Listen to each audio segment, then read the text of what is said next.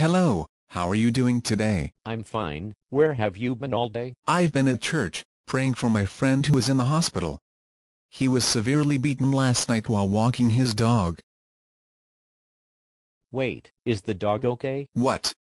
Yes, the dog is perfectly fine. Thank you for your concern about my friend. Where was the non-existent God you were praying to while your friend was being severely beaten? Perhaps he was creating a spot in hell.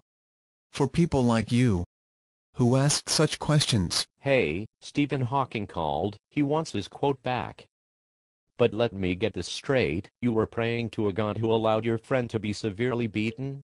That is analogous to a lung cancer patient praying to a pack of cigarettes for health. It is not logical to pray to a God which either allowed or caused the undesired effect to occur. Are we really going to do this again? I should have kept my mouth shut. I am starting to come to the realization that you are incapable of having normal, everyday, conversations with other individuals. I am a devout Christian who believes in a holy, good, omniscient, and omnipotent God. Why can't you just let it go? Because the coexistence of evil with a God, defined by your definition, is both logically and metaphysically impossible. An omnipotent God would have had the power to stop your friend from being beaten. However, your friend was beaten, therefore, there is either no God, or there is a God who allowed your friend to be severely beaten. But if the latter is true, why would you be wasting your time praying to a mischievous God? This is precisely the reason why you have no friends. I have faith that God created all individuals with free will. Thus, all of the evil on earth is a consequence of man, not God.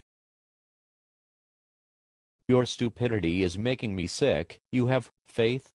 Faith is the temporary suspension of logic and critical thinking. You should be proud of yourself for knowingly declaring your own stupidity. If all of the evil on earth was a consequence of man's free will to decide, how do you explain the natural disasters which have taken thousands of lives this past year, for example, hurricanes and earthquakes? The natural disasters which took thousands of lives this past year can be explained through the punishment theodicy. The punishment theodicy says that God brings about or allows evil as punishment for sin.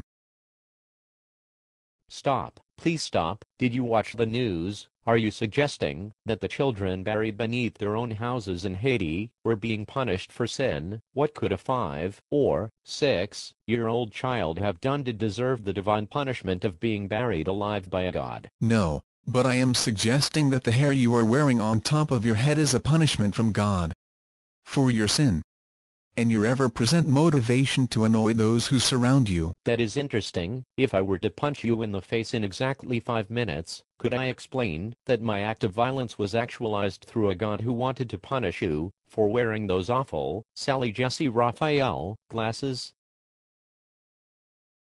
This conversation has ventured into the realm of absurdity. For argument's sake, I am simply going to proclaim that God is all-loving, and that's all there is to it. If God was all-loving, why would he, she, or it create you and I as we are? If you have failed to notice, I will point out that you and I are not exactly pleasing to one's eyes. Why couldn't God create all men to look like Brad Pitt? If God was all-loving, wouldn't God create all of us equally, therefore giving all men equal opportunities? What is beauty? The human notion of beauty is a superficial notion based on the human tendency to classify various kinds into disparate categories. At the micro level, everything is made of subatomic particles.